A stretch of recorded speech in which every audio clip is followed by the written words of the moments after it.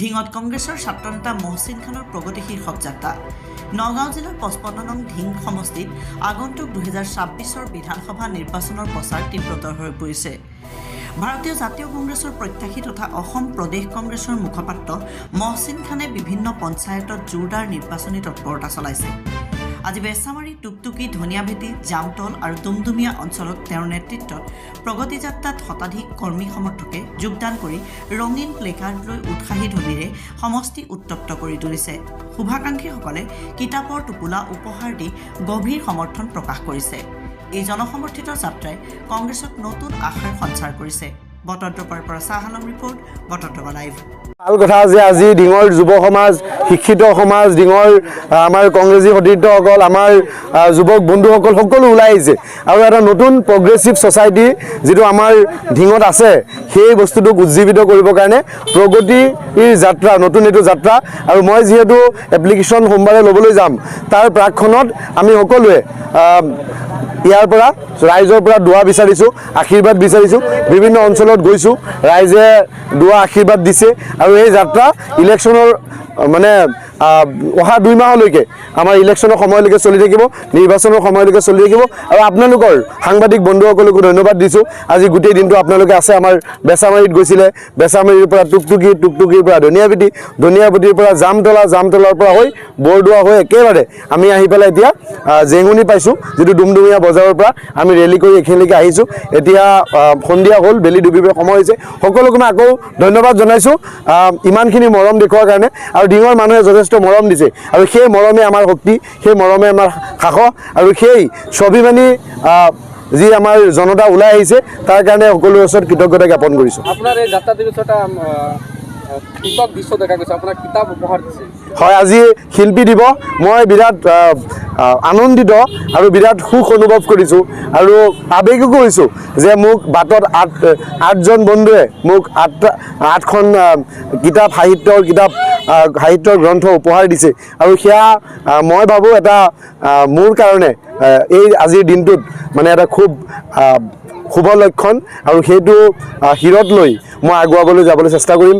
মানুহৰ যি আশীৰ্বাদ, মৰম পাইছোঁ, সেই মৰমখিনি অনাগত সময়তো যাতে থাকে, সেইখিনি বহুত দায়িত্ববোধ আজিৰ পৰা আৰু মোৰ বাঢ়িছে।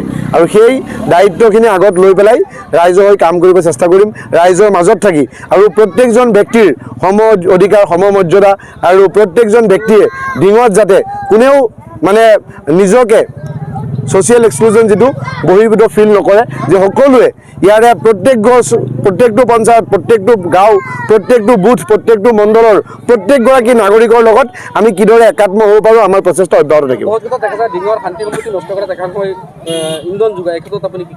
চাওক, শেৱালী কবিৰ, ৰত্নকান্ত বৰকাকতিৰ ডিং, শংকৰদেৱৰ ডিং, পৰমাইবেদী মাদ্ৰাছা ডিঙৰ ওচৰতে আছে। বহুত আমাৰ বেচামাৰী ঐতিহাসিক ঠাই, বিভিন্ন ধৰণৰ মানুহে ইয়াত সম্প্ৰীতিকৰ এক মানে উত্তপ্ত পৰিস্থিতিৰ সৃষ্টি কৰিব বিচাৰে যদিও ডিঙৰ মানুহ অত্যন্ত মিলা প্ৰীতিৰে থাকে। আমি এতিয়াও ডিঙত যোৱাকালিও মই বহুত মানুহৰ ঘৰত গৈ বিহু গাইছোঁ। বহুতে মোৰ বন্ধু বান্ধৱৰ লগত আমি ৰাতি 10টা, 11টা, 12টা, 1টালৈকে কেতিয়াবা আমি ডিং টাউনত আড্ডা মাৰোঁ। আৰু তেনেকৈ ডিং কেবিত মই পঢ়িছোঁ। মই জানো ডিঙৰ যিটো মানে কথা বাহিৰত ওলাই থাকে সেইটো একেবাৰে মিছা কথা। সাম্প্ৰতিক সময়ত কোনোবাই যদি পৰিৱেশ বিনষ্ট কৰিব বিচাৰেও ডিঙৰ ৰাইজে সেইটো হ'বলৈ নিদিয়ে। আৰু যি মানে ব্ৰাদাৰহুডৰ কথা যিটো সদায় মানুহে কৈ আহিছে, আমিও এইটো কথাই কওঁ যে সকলোৱে মিলি থাকিব লাগে। এইবোৰ কোনোবা ৰাজনৈতিক দলে বা কোনোবা সংগঠনে যদি কৰিব বিচাৰে সেয়া আমি প্ৰশ্ৰয় নিদিওঁ, ডিঙৰ ৰাইজেও নিদিয়ে। ডিঙৰ প্ৰগতিৰ হকে, অসমৰ প্ৰগতিৰ হকে আৰু মানুহে বাবে যে জনতাৰ বাবে যে ওলাই আহিব লাগে, তাৰ কাৰণে ওলাই আহিছে। আৰু এটা প্ৰগ্ৰেছিভ ছ'চাইটি, এটা প্ৰগতিশীল সমাজৰ চিন্তা কৰি পেলাই ডিঙৰ যুৱ সমাজ, মুৰব্বী সমাজ, জ্যেষ্ঠ সমাজ, বহুত ৰিটায়াৰ্ড শিক্ষক আছে ইয়াতে, বহুত ৰিটায়াৰ্ড চাকৰি কৰা মানুহ আছে, তেওঁলোকে আজি ওলাই আহিছে আৰু এটা ডিঙত নতুন এটা বাৰ্তা দিব বিচাৰিছে যে 2026ত মানুহে এজন ভাল জনপ্ৰতিনিধি বিচাৰে, সমাজৰ হকে চিন্তা কৰা জনপ্ৰতিনিধি বিচাৰে।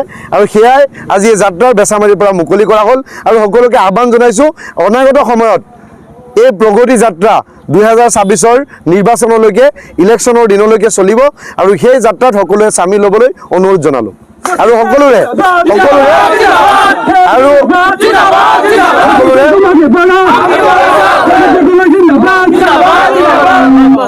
আৰু সকলোৰে আপোনালোকে দেখিছে গৌৰৱ গগৈ জিন্দাবাদ, প্ৰদ্যুৎ বৰদলৈ জিন্দাবাদ, ৰাহুল গান্ধী জিন্দাবাদ, প্ৰিয়ংকা গান্ধী জিন্দাবাদ, দেৱব্ৰত শইকীয়া জিন্দাবাদ, এই ধ্বনি উঠিছে ঢিঙত। আৰু সেই ধ্বনি আৰু স্বচ্ছৰিত হ'ব, আৰু মানে আৰু বেছি হ'ব। ডিঙৰ কেউদিহৰ পৰা সেই ধ্বনি উঠিব। আৰু বেচামাৰী এই অঞ্চলত ৰাইজে আজি আশীৰ্বাদ দিছে, মোৰ কাৰণে ৰাজহুৱাভাৱে দোৱা কৰি পেলাই এই যাত্ৰা মুকলি কৰিছোঁ। আৰু ডিঙৰ প্ৰত্যেকটো গাঁৱে গাঁৱে, প্ৰত্যেকটো অঞ্চলে অঞ্চলে প্ৰত্যেকজন ব্যক্তি, এভৰি ইণ্ডিভিজুৱেল মেটাৰ্ছ, প্ৰত্যেকজন ব্যক্তি ইম্পৰ্টেণ্ট হয়। আৰু প্ৰত্যেকজন ব্যক্তিয়ে এই ক্ষমতাৰ ভাগিদাৰী হ'ব লাগে, প্ৰত্যেকজন ব্যক্তিয়ে এই নিৰ্বাচনত জড়িত হ'ব লাগে। সেইটো এই যাত্ৰাৰ মূল লক্ষ্য। খবৰটো চাইছোঁ লাহে লাহে ক্ৰমান্বয়ে আপোনাৰ জনপ্ৰিয়তা বৃদ্ধি পাইছে, আপুনি কি ক'ব? সেইটো মইতো নিজৰটো মই নিজে ক'ব নোৱাৰোঁ। আপুনি যিহেতু কৈছে সেইটো এটা ভাল খবৰ। আৰু সেই জনপ্ৰিয়তা মই ভাবোঁ ইলেকশ্যনৰ আগলৈকে আৰু বহুত ভাল হ'ব, যিহেতু এইটো এটা প্ৰত্যাৱৰ্তন। এইটো এটা মানুহে পৰিৱৰ্তন বিচাৰিছে, প্ৰত্যাৱৰ্তনৰ যাত্ৰা, যি যাত্ৰাৰ নাম দিছোঁ আমি প্ৰগতি যাত্ৰা। আৰু এই যাত্ৰাৰ মূল উদ্দেশ্য এইটোৱেই যে 20 বছৰ AIUDFৰ কবলত থকা ধিং সমষ্টিটো আৰু বিগত পঞ্চায়ত নিৰ্বাচনকে আদি কৰি বিজেপি জলে কেনেকৈ কুটিল ৰাজনীতি কৰিছে, আমাৰ নিচিনা সাধাৰণ ছাত্ৰ যুৱকৰ গাড়ী ভাঙি কিদৰে চুৰমাৰ কৰিছিলে, আৰু তাৰ সেই ফেচিষ্ট নীতিৰ বিৰুদ্ধে এই যাত্ৰা। আৰু এই যাত্ৰাৰ সমাজৰ প্ৰগতিৰ কথা, সমাজৰ উন্নয়নৰ কথা, সমাজৰ একাত্মকতা চিন্তা কৰা, ইউনিটিৰ কথা চিন্তা কৰা, আপোনাৰ ব্ৰাদাৰহুডৰ কথা চিন্তা কৰা, আৰু সমান অধিকাৰ, সমান মৰ্যাদাৰ কথা চিন্তা কৰাৰ কাৰণে এই যাত্ৰা সকলোৱে ওলাইছে। আৰু ইয়াত দেখিছে যুৱক আজি স্বতঃস্ফূৰ্তভাৱে মানে বৰ দুপৰীয়া 12টা বজাত ওলাই অহাটো ডিঙৰ ইতিহাসত মই ভাবোঁ বিৰল। আজি মই দুপৰীয়া সময়ত ইয়াত আহি পেলাই খুব মানে এটা ভাল লগা অনুভৱ, আৰু সেই অনুভৱটো আগত লৈ যাব বিচাৰোঁ।